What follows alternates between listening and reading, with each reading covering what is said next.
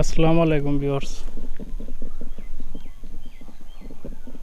আমার ভালোবাসার মানুষরা আজকে আপনাদেরকে দেখাবে যে আমাদের যে তীব্র তাপদাহ যাচ্ছে এর পরিণত কি হচ্ছে। যে দেখেন, এই যে একটা আখ গাছ, শক্তিশালী গাছ, এই গাছটার যদি পাতা মরে একদম মানে আগুন ধরে দিলে আগুন ধরে যাবে যে, এবং এতটা ক্ষতি হয়েছে এই কৃষকের।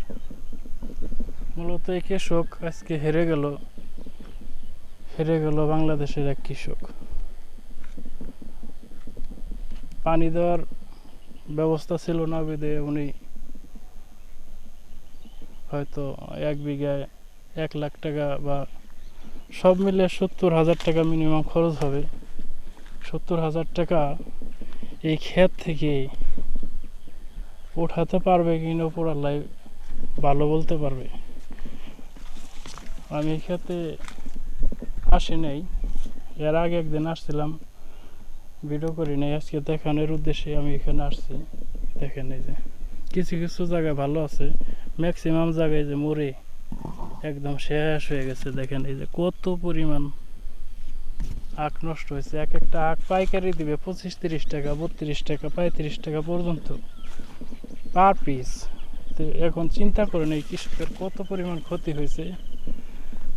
অবশ্যই এই কৃষকের জন্য দোয়া করবেন। আর এই তাপমাত্রার মধ্যে আপনারা কম বাহির হবেন, যেখানে গাছ টিকতে পারতেছে না, মানুষ তো দূর, এই একই অবস্থা, মানুষও টিকতে পারে না। তো বন্ধুরা, ভালো থাকবেন।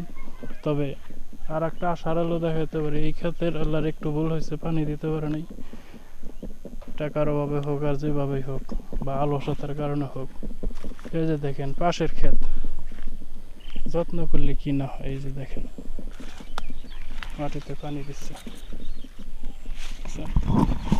পানি দেওয়ার কারণে আখ অনেক ভালো হয়েছে। মাটি দেখেন, পানি দেওয়ার পরে ওই যে মনে হয় চৈতা খরা একেই বলে,